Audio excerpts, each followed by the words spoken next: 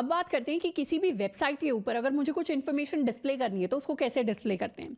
HTML के अंदर elements नाम की चीज़ें होती हैं, यानी मुझे अगर बताना है कि मेरे वेबसाइट के ऊपर एक पैराग्राफ आएगा या फिर एक इमेज आएगी या फिर मेरे पास कोई हेडिंग आने वाली है, तो उसके लिए हम HTML एलिमेंट्स को क्रिएट करते हैं। HTML एलिमेंट्स वो स्टैंडर्ड एलिमेंट्स होते हैं जो हमारा ब्राउज़र पहचानता है। मतलब मेरे ब्राउज़र को, क्रोम को पता है कि पैराग्राफ क्या होने वाला है HTML के अंदर, हेडिंग क्या होने वाली है, या फिर अगर मैं इमेज क्रिएट करने की कोशिश कर रही हूं तो वो क्या होने वाली है HTML के अंदर। तो यूजुअली इन एलिमेंट्स को दिखाने के लिए हम यूज करते हैं HTML टैग्स का।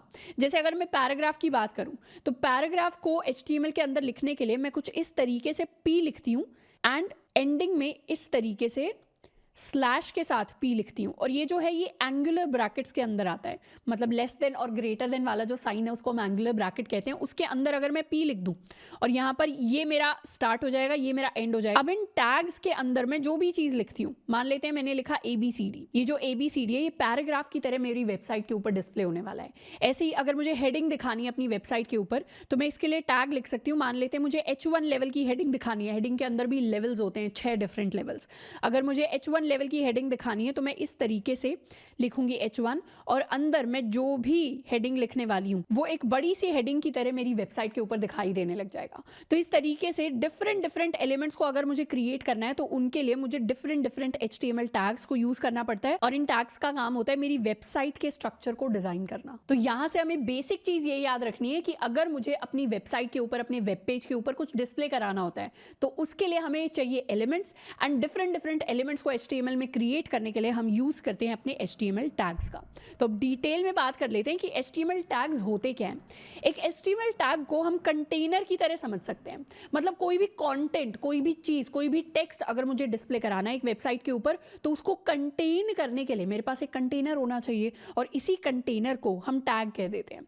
जैसे अगर एक सिंपल से पैराग्राफ टैग का एग्जाम्पल लूं, पैराग्राफ टैग को हम कुछ इस तरीके से लिखते हैं जिसमें शुरुआत वाला जो होता है इसे हम कहते हैं ओपनिंग टैग, एंड जो लास्ट में लिखा होता है इसको हम कहते हैं क्लोजिंग टैग।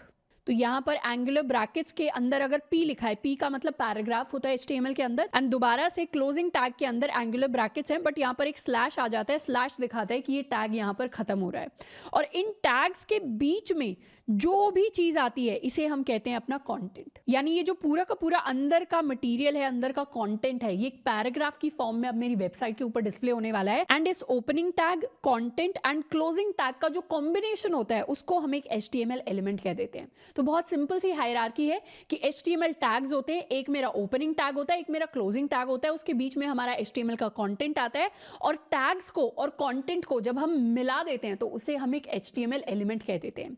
अब जैसे ही मैं ये चीज लिखूंगी अपने वेब ब्राउजर के ऊपर, अपने HTML डॉक्यूमेंट के अंदर, वैसे ही मेरे पूरा एक वेब पेज क्रिएट हो जाएगा जिसके अंदर एक पैराग्राफ की फॉर्म में दिस इज अ पैराग्राफ वाली लाइन डिस्प्ले होने लग जाएगी। इसी तरीके से मान लेते हैं कि मुझे कोई हेडिंग दिखानी है अपने वेब पेज के ऊपर, तो हेडिंग दिखाने के लिए मैं H1 टाइप की अगर हेडिंग दिखाना चाहती हूँ तो H1 का मैं ओपनिंग टैग लिखूंगी और H1 का मैं क्लोजिंग टैग लिखूंगी, और इस टैग के अंदर जो भी मटेरियल आएगा, मान लेते हैं मैं लिखती हूँ हेडिंग लार्ज, तो ये जो भी मैंने अंदर लिखा है ये सारा का सारा हेडिंग की फॉर्म में मेरे वेब पेज के ऊपर डिस्प्ले हो जाएगा। मुझे अगर किसी वर्ड को बोल्ड दिखाना है, थोड़ा सा हाईलाइट करके दिखाना है, तो बोल्ड के लिए हम HTML में यूज करते हैं B टैग। तो ये मेरा ओपनिंग B टैग हो जाएगा, ये मेरा क्लोजिंग बोल्ड टैग हो जाएगा, और इसके अंदर जो भी मैं लिखूंगी, मान लेते हैं मैंने लिखा बोल्ड वर्ड, तो ये जब डिस्प्ले होगा मेरे वेबसाइट के ऊपर तो ये बोल्ड की फॉर्म में डिस्प्ले होगा। इसी तरीके से अगर मुझे किसी वर्ड को अंडरलाइन करना है तो उसको मैं अंडरलाइन टैग में दिखा सकती हूँ। मुझे किसी वर्ड को अगर इटैलिक में डिस्प्ले करना है तो उसे मैं इटैलिक्स के टैग में डाल सकती हूँ। तो HTML के अंदर बहुत सारे मल्टीपल टैग्स होते हैं। इन टैग्स को मुझे अभी याद करने की जरूरत नहीं है, ये इतने सिंपल टैग्स हैं, इतने इंट्यूटिव टैग्स हैं, और इनको हम इतनी बार यूज करने वाले हैं कि ऑटोमेटिकली हमें याद हो जाएंगे। बस सिंपल सा हमें समझना है कि एक HTML टैग का पार्ट होता है ओपनिंग, क्लोजिंग, एंड उसके अंदर हमारा सारा का सारा कंटेंट आता है।